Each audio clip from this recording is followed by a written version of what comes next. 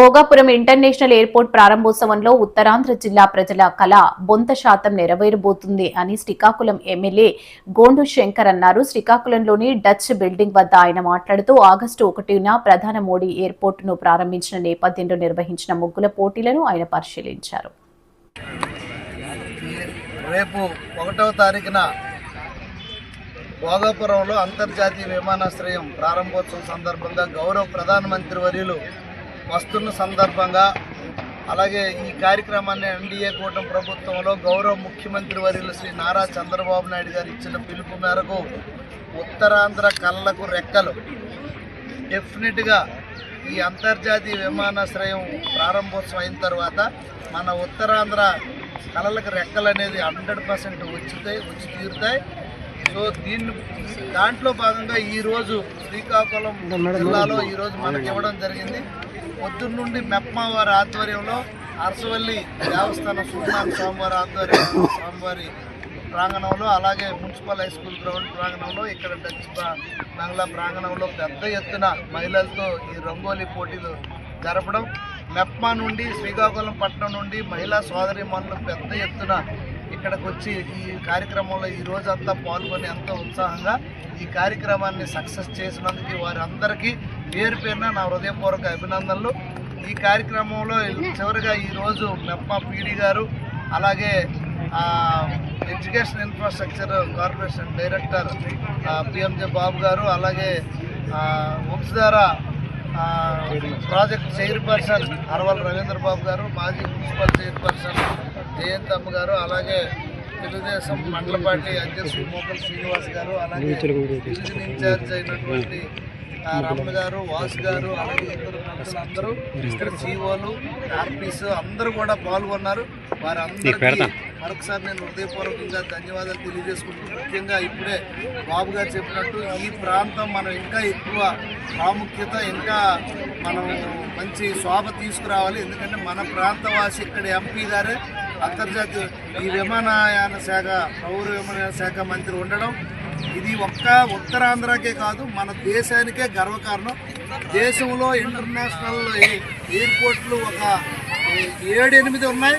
అందులో మన రాష్ట్రంలో మన ప్రాంతంలో ఇంటర్నేషనల్ ఎయిర్పోర్టు ఇక్కడికి రావడం, అది కూడా అత్యాధునికమైనటువంటి ఎయిర్పోర్టు ఇప్పుడు ఇక్కడ ఉండడం మనందరికీ సంతోషం. రేపు దీనివల్ల ఈ ప్రాంతం డెవలప్మెంట్ అవుతుంది, మన పిల్లల భవిష్యత్తు ఇంకా బాగుంటుంది. ఇప్పుడు అమెరికాలో ఉన్న మన వాళ్ళందరూ కూడా డైరెక్ట్గా భోగాపురంలో దిగి నీట్ పరీక్ష నిర్వహణలో జరిగిన తప్పుని బాధ్యత వహిస్తూ కేంద్ర విద్యాశాఖ మంత్రి ధర్మేంద్ర ప్రధాన్ రాజీనామా చేసిన విషయం తెలిసిందే. దీనిపై మాజీ మంత్రి గుడివాడ అమర్నాథ్ స్పందించారు. ఏపీలో నిర్వహించిన డిఎస్సి నియామకాల్లో జరిగిన అక్రమాలను ఒప్పుకుంటూ విద్యాశాఖ మంత్రి లోకేష్ కూడా రాజీనామా చేయాలని డిమాండ్ చేశారు. అందరికీ నమస్కారం. దేశవ్యాప్తంగా నీట్ పేపర్ లీక్ సంబంధించి జరుగుతున్నటువంటి ఉద్యమాన్ని చూసాం.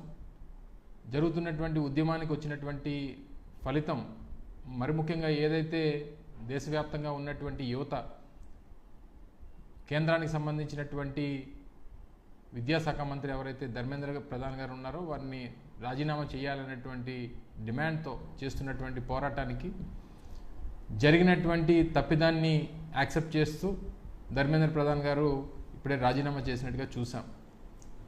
అయితే ఇదే అంశం ఈరోజు ఆంధ్రప్రదేశ్ రాష్ట్రానికి సంబంధించి డిఎస్సికి సంబంధించినటువంటి అవకతవకలు, జరిగినటువంటి పేపర్ లీకు, వచ్చినటువంటి అవయోగాలు, వీటి అన్నిటికీ సంబంధించినటువంటి విషయంలో మరి రాష్ట్రానికి సంబంధించినటువంటి విద్యాశాఖ మంత్రి నారా లోకేష్ గారు ఎప్పుడు రాజీనామా చేస్తారనేటువంటిది ఈ రాష్ట్ర ప్రజలందరూ కూడా ఎదురు చూస్తున్నటువంటి అంశం. ఎందుకంటే కేంద్రంలో నీట్ పేపర్ లీక్ సంబంధించి అంశం బయటకు వచ్చినప్పుడు తక్షణమే ఆ పరీక్షను రద్దు చేశారు, తిరిగి పరీక్షను నిర్వహించారు. దాని మీద సిబిఐ ఎంక్వైరీని వేయడం జరిగింది. సో ఒక ప్రక్రియ అనేటువంటిది నడుస్తూ ఉంది. కానీ కేంద్రంలో ఉన్నటువంటి కేంద్ర మంత్రి ధర్మేంద్ర ప్రధాన్గా ఉన్నటువంటి కేంద్ర మంత్రి వారు ఏదైతే ఈ వచ్చినటువంటి ఈ పోరాటంతో వారు దిగొచ్చి రాజీనామా చేసినటువంటి ఘటనని ఈరోజు చూసాం. అయితే మరి రాష్ట్రంలో ఉన్నటువంటి విద్యాశాఖ మంత్రి నారా లోకేష్ గారు జరిగినటువంటి అవకతవకల మీద ఎక్కడా కూడా దాని మీద స్పందించడం కానీ, జరిగినటువంటి తప్పిదాన్ని యాక్సెప్ట్ చేయడం కానీ, లేదా ఒక ఎంక్వైరీని వేయడం కానీ ఏది కూడా చేయలేదు. ఒక పక్క ముఖ్యమంత్రి గారు కొడుకు, దానికి సంబంధించినటువంటి వచ్చినటువంటి ప్రశ్నలు, ముఖ్యంగా మాజీ ముఖ్యమంత్రి జగన్మోహన్ రెడ్డి గారు లేవనెత్తినటువంటి అనేక అంశాలు, ఏ విషయానికి కూడా వారు సమాధానం చెప్పకుండా, కనీసం ఎంక్వైరీ వేయకుండా లక్షలాది మంది ఉద్యోగ అవకాశాల కోసం, మరి ముఖ్యంగా టీచర్ వృత్తి కోసం పాకులాడినటువంటి అనేక మంది, ఈరోజు ఎంతోమంది యువత ఎదురు చూస్తూ ఎప్పుడు పరీక్ష పెడితే ఎప్పుడు సెలెక్ట్ అవుతాం, ఎప్పుడు మన కుటుంబాన్ని మనం మోసేటువంటి అవకాశం మనకు వస్తుంది అన్నటువంటి ఉద్దేశంతో ఎదురు చూస్తున్నటువంటి ఎంతోమంది యువతకి ఈరోజు నిరాశ కనబడుతూ ఉంది. ఈరోజు క్వశ్చన్ పేపర్ చేసేటువంటి వ్యవస్థ కానీ, లేదా పరీక్ష నిర్వహించేటువంటి వ్యవస్థ కానీ, ఇవి రెండు డిఫరెంట్ వ్యవస్థలకు ఇవ్వడం జరిగింది. కానీ రెండు వ్యవస్థలకి ఒకరే ఇన్ఛార్జ్ ఆఫీసర్గా పనిచేయడం అనేటువంటి దాంట్లో అనేక అనుమానాలు వచ్చినటువంటి సందర్భాలు చూసాం. ఎవరైతే క్వశ్చన్ పేపర్ తయారు చేస్తున్నటువంటి వ్యవస్థ ఏదైతే ఉందో ఆ వ్యవస్థలో పనిచేస్తున్నటువంటి ఒక అవుట్సోర్సింగ్ విద్యార్థికి స్టేట్ టాపర్గా వచ్చాడు. కూటమి ప్రభుత్వం నిర్వహించిన మెగా డిఎస్సీ ఒక పెద్ద దగా డిఎస్సీగా మారిందని, నీట్ పేపర్ లీకేజీకి బాధ్యత వహిస్తూ కేంద్ర విద్యాశాఖ మంత్రి ధర్మేంద్ర ప్రధాన్ రాజీనామా చేసినట్లే ఏపీలో డిఎస్సీ అక్రమాలకు బాధ్యత వహిస్తూ రాష్ట్ర విద్యాశాఖ మంత్రి నారా లోకేష్ తక్షణమే తన పదవికి రాజీనామా చేయాలని మాజీ ఎంపీ మార్కాని భరత్ డిమాండ్ చేశారు. రాశాడు. మరి అతను ఎగ్జామ్ రాసినప్పుడు అది పేపర్ లీక్ అయినట్టుగా భావిస్తారా లేదా అనేది నా రెండో ప్రశ్న. ఎందుకంటే అతను అవుట్ సోర్సింగ్ ఎంప్లాయీ, ఆ ఎంప్లాయీకి క్వశ్చన్ పేపర్ అనేది పూర్తిగా తెలుసు, ఎందుకంటే అతను కంప్యూటర్ ఆపరేటర్ అనుకుంటా. ఇప్పుడు అతను ఒక్కడే చూసాడా, లేకపోతే అతను లీక్ చేసింది ఎంతమందికి పంపించాడు, దానికి పూర్తిగా సమాధానం చెప్పాల్సిన వ్యక్తి నారా లోకేష్ గారు సమాధానం చెప్పాలి. ఎడ్యుకేషన్ మినిస్టర్గా అతనికి క్వశ్చన్ పేపర్ తెలుసు, నవీన్ అనే ఒక వ్యక్తికి, అవుట్ సోర్సింగ్ ఎంప్లాయీకి. అతను ఒక్కడే చూసి ఎగ్జామ్ రాశాడా ఆ క్వశ్చన్స్, లేకపోతే ఎంతమందికి లీక్ చేశాడు? దీనిపైన ఖచ్చితంగా సిబిఐ ఎంక్వైరీ చేస్తే నిజాలు ఏంటనేది ఇవాళ బయటకు వస్తుంది. ఏంటంటే ఇదేమన్నా సామాన్యమైన విషయమా? అక్కడ దేశము అట్టడిగిపోతా ఉంది నీట్ పేపర్ లీక్తో. ఇవాళ మెగా డిఎస్సి అని తొలి సంతకము రాష్ట్ర ముఖ్యమంత్రి చేశాడు, చంద్రబాబు నాయుడు గారు. అంటే ముఖ్యమంత్రి కొడుకు ఒక న్యాయము, బయట వాళ్ళకి ఒక న్యాయమా? నాది మూడో question.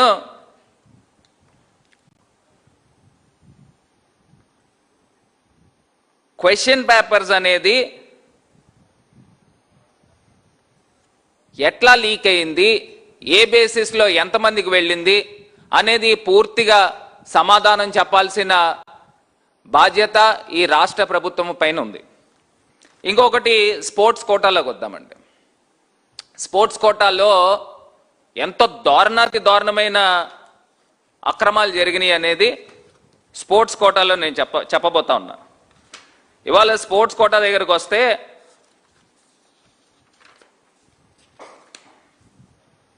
GO number 4, GO number 47 ఇది ఎప్పుడు ఇచ్చారండి? 19/4/2025. ఒకటి వైఏటిసి అంటే హారిజాంటల్ పద్ధతిలో స్పోర్ట్స్ పాలసీని డిజైన్ చేస్తూ youth and culture sports department నుంచి జీవో నెంబర్ 4 వచ్చింది. దాని తర్వాత జిఏడి దగ్గర నుంచి జీవో నెంబర్ 47 వచ్చింది. ఈ రెండు ఏం చెప్తున్నాయనంటే, అంటే ఎంత దారుణంగా చూడండి, హారిజాంటల్ పద్ధతిలో 3% రిజర్వేషన్ స్పోర్ట్స్ కోటా కల్పిస్తూ ఇచ్చిన జీవోలు. దీనికి ఏంటంటే ఎంట్రన్స్ నీట్ ఎగ్జామ్లో అక్రమాలకు బాధ్యత వహిస్తూ కేంద్ర విద్యాశాఖ మంత్రి ధర్మేంద్ర ప్రధాన్ రాజీనామా చేశారు. నీట్ తరహాలోని ఏపీలోనూ డిఎస్సీలో అక్రమ నియామకాలు జరిగాయి. సాక్ష్యాధారాలతో సహా వైఎస్ జగన్ ఆ అక్రమాలను బయటపెట్టారు. అదే తరహాలో నైతిక బాధ్యత వహిస్తూ నారా లోకేష్ ఎందుకు రాజీనామా చేరు? పెట్ల ఉమాశంకర్ గణేష్, మాజీ ఎమ్మెల్యే. అందరికీ నమస్కారం అండి. నీట్ అక్రమాలకు బాధ్యత వహిస్తూ ఈరోజు కేంద్ర విద్యాశాఖ మంత్రి మరి రాజీనామా చేసిన సంగతి అందరం కూడా చూసాం.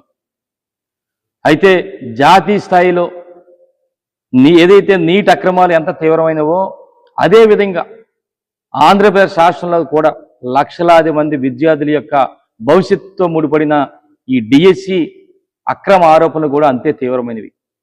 ఈ మధ్య చూసాం, మన గౌరవ రాష్ట్ర వైఎస్ఆర్ కాంగ్రెస్ పార్టీ అధ్యక్షుడు వై జగన్మోహన్ గారు ఏదైతే ఆంధ్రప్రదేశ్ రాష్ట్రంలో డిఎస్సిలో ఏ విధమైన జరిగినాయో, అక్రమాలు జరిగినాయో ఆధారాలతో సహా ప్రజల ముందు కూడా పెట్టిన సంగతి చూసాం అందరం కూడా. అయినప్పటికీ కూడా ఏమాత్రం కూడా ఈరోజు ఈ రాష్ట్ర ముఖ్యమంత్రి చంద్రబాబు గారు కానీ ఏదైతే విద్యాశాఖ చూస్తున్నారో నారా లోకేష్ గారు ఏమాత్రం పట్టించుకోకుండా మరి ఏ విధంగా ఉన్నారో మనందరం కూడా చూడడం జరుగుతుంది. అయితే ముఖ్యంగా ఈరోజు మధ్యాహ్నం చూసాం, ఏదైతే కేంద్ర మంత్రి గారు రాజీనామా చేసిన సంగతి అందరం చూసాం.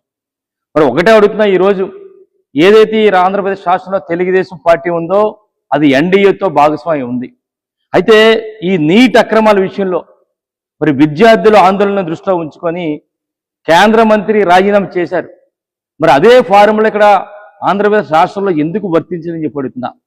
ఎందుకు నారా లోకేష్ ఏదైతే భాగస్వాములు ఉన్నారో, ఎన్డీఏ భాగస్వాములు ఉన్నారో, ఈ నారా లోకేష్ విద్యాశాఖ మంత్రిగా ఎందుకు రాజీనామా చేయాలని చెప్పి మీ ద్వారా అడగడం జరుగుతుంది.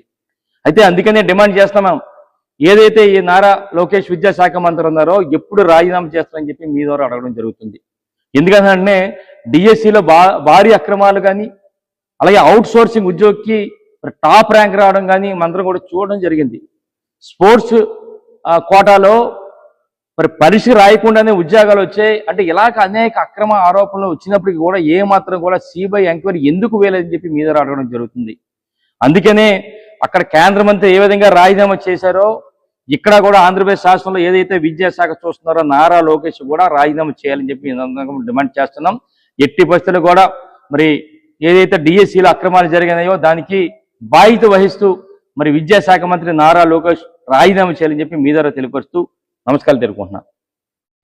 చంద్రబాబు లోకేష్ స్పందించకపోవడం దారుణం. తాలే రాజేష్ వైఎస్ఆర్సీపీ రాజాం నియోజకవర్గ సమన్వయకర్త. డీఎస్పీ నియామకాల్లో తీవ్ర అవకతవకలు జరిగాయంటూ ఆధారాలు బయటపెట్టిన చంద్రబాబు, మంత్రి నారా లోకేష్ స్పందించకపోవడం దారుణం. అందరికీ నమస్కారం. నేను మీ డాక్టర్ తలే రాజేష్, రాజాం వైఎస్ఆర్ కాంగ్రెస్ పార్టీ ఇన్ఛార్జిని. దేశమంతా కూడా గడిచిన 3 వారాలుగా నీట్ పేపర్ లీక్ చుట్టూనే తిరిగిందనే చెప్పాలి. ఎంతో మంది విద్యార్థులు రోడ్లు ఎక్కి నిరసన వ్యక్తం చేయడం, అలానే చాలా మంది విద్యావేత్తలు కానీ, లాయర్లు కానీ, రకరకాల పొలిటికల్ పార్టీస్ కూడా దీనికి మద్దతు ఇవ్వడం, చివరిగా ఏదైతే ఈ నీట్ పేపర్ సంబంధించి లీక్ సంబంధించి ఒక కొలిక్కి రావడం, కేంద్ర ప్రభుత్వం కూడా ఒక రకంగా దిగి వచ్చి వారి యొక్క సచ్చీలతను నిరూపించుకునే దిశగా అడుగులు వేయడం మనం స్వాగతించాల్సిన విషయమే. దీనికి అనుగుణంగానే ఏదైతే కేంద్ర విద్యాశాఖ మంత్రి ధర్మేంద్ర ప్రధాన్ గారు ఈరోజు రిజైన్ చేశారు, అలానే ఎవరైతే విద్యార్థులు ఉన్నారో వారందరి భవిష్యత్తు కోసం ప్రధానమంత్రి గారు కూడా స్వయంగా వీడియో పెట్టి వారందరినీ కూడా వారి మీద కేసులు లేకుండా చెప్పడం అనేది వైఎస్ఆర్ కాంగ్రెస్ పార్టీ స్వాగతిస్తుంది. అయితే మన రాష్ట్రంలో ఎంత జరిగినా సరే చీమ కుట్టినట్టుగా కూడాను ముఖ్యమంత్రి గారికి గాని, విద్యాశాఖ మంత్రి లోకేష్ గారికి గాని లేదనే చెప్పాలి. ఎందుకంటే ఒకసారి అక్కడ సెంట్రల్ గవర్నమెంట్ చూసుకుంటే నీట్ పరీక్ష రద్దయితే మరి సెంట్రల్ ఎడ్యుకేషనల్ మినిస్టర్ రిజైన్ చేసినప్పుడు మరి స్టేట్ లో ఏదైతే డిఎస్సి అంటే కొంతమంది విద్యార్థుల యొక్క భవిష్యత్తును నిర్దేశించే టీచర్ పోస్టులను అందులో అవకతవకల గురించి వైఎస్ఆర్ కాంగ్రెస్ పార్టీ జగన్ గారు గాని, మాజీ మంత్రులు గాని అందరూ కూడాను దాని యొక్క సాక్ష్యాధారాలు బయట పెట్టడం జరిగింది. కానీ అవన్నీ చూసిన తర్వాత కూడా చిన్నది కూడా దానికి సంబంధించి ఎటువంటి యాక్షన్ లేకపోవడం అనేది చాలా బాధాకరం. మొన్న జరిగిన డిఎస్సిలో అవకతవకలు జరిగాయి అనేది మనందరికీ తెలిసిందే. జీవో నెంబర్లు మార్చారు.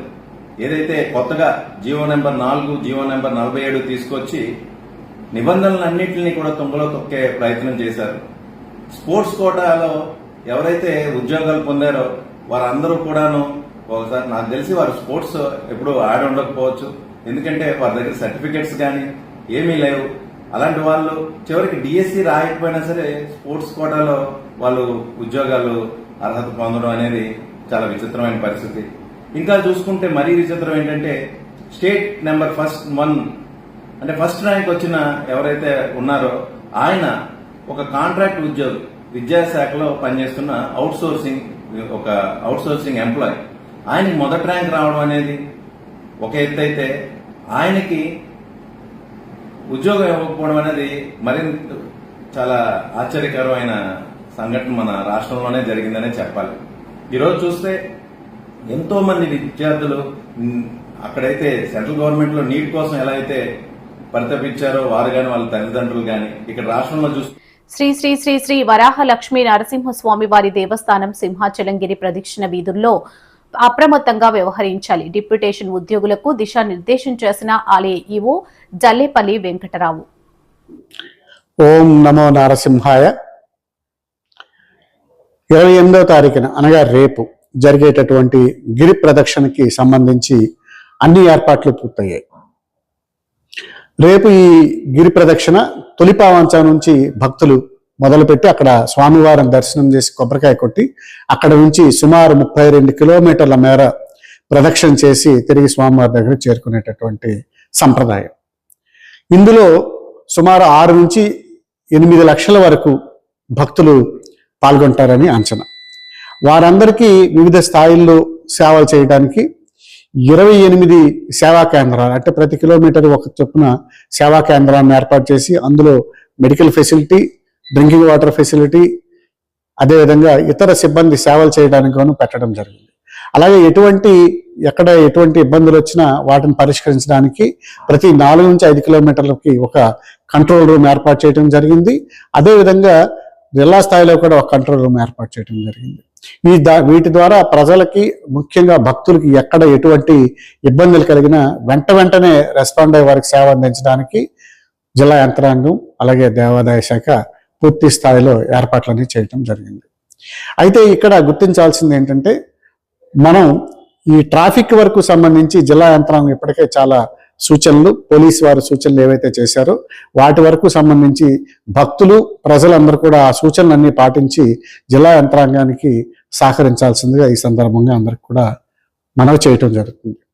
శ్రీకాకుళం, విజయనగరం నుంచి వచ్చే వాళ్ళకి, అదేవిధంగా అటు అనకాపల్లి అటు నుంచి వచ్చే వాళ్ళకి, అలాగే సిటీలో తిరిగే వాళ్ళకి ముఖ్యంగా చాలా సూచనలు ఇప్పటికే పోలీసు వారు, జిల్లా యంత్రాంగం చేశారు. దయచేసి రేపు ఆ సూచనలన్నీ పాటించి సహకరించినట్లయితే వారికి ఇబ్బందులు ఎటువంటివి లేకుండా ఉంటాయని చెప్పి ఈ సందర్భంగా మనవి చేస్తున్నాం. అలాగే భక్తులందరికీ అందరూ తొలిపావంచ వరకు వచ్చేటటువంటి అవసరం లేకుండా 4 నమూనా ఆలయాలను కూడా పెట్టడం జరుగుతుంది. అది ఒకటి మన సెకండ్ ఘాట్ రోడ్డు, అంటే హనుమంతవాక నుంచి మన సింహాచలం వచ్చే దారిలో సెకండ్ ఘాట్ రోడ్డు ఉంది. సెకండ్ ఘాట్ రోడ్డు దగ్గర, అదేవిధంగా అదే రూట్లో మన సూర్యనారాయణ స్వామి విగ్రహం దగ్గర, అలాగే సీతమ్మ దారిలో అల్లూరు సీతారామరాజు యొక్క విగ్రహం దగ్గరలో, అలాగే గోపాలపట్నం దగ్గర బంకు దగ్గర కూడా నమూనా ఆలయాన్ని పెట్టాం.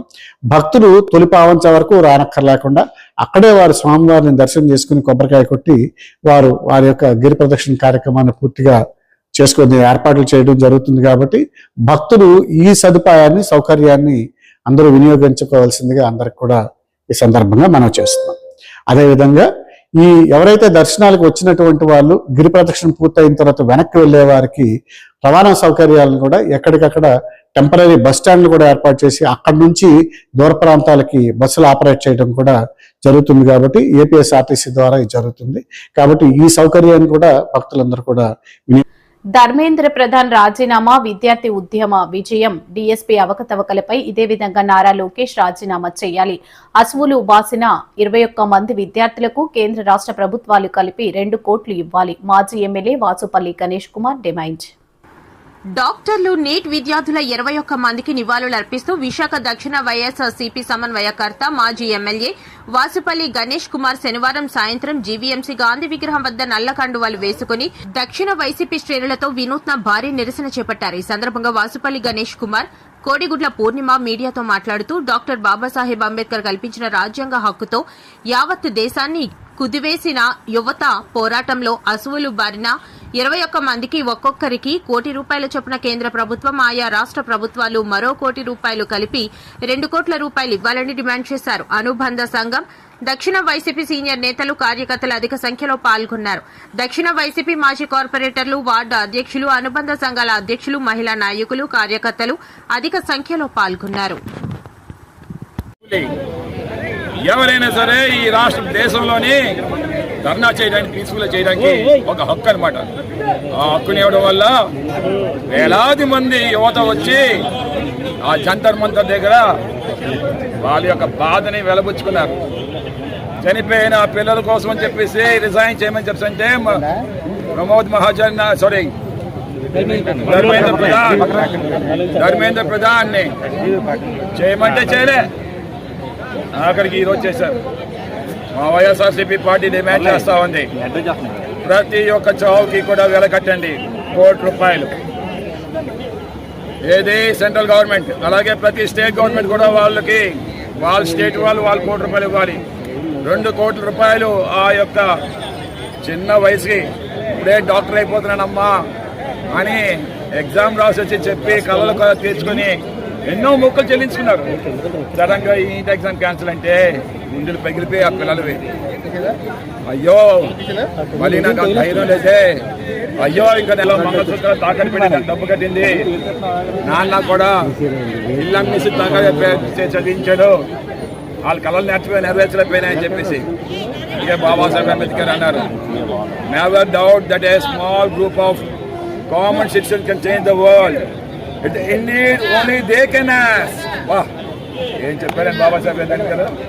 చిన్నపిల్లలు కదా, నీవి చిన్న గ్రూపే కదా అని చెప్పి అనుకోకండి. మీరు ఎప్పుడు కూడా సాధించాలన్న కసి, పట్టుదల, డిటర్మినేషన్ ఉంటే ఎటువంటి వాళ్ళనైనా కదిలించవచ్చు. ఏ మైటీ గవర్నమెంట్ ఇది, ఎవరు కూడా ఓపలేకపోయారు. మోడీ గవర్నమెంట్ని 15 సంవత్సరాలుగా చిన్న పిల్లలు కదిలించారన్నమాట.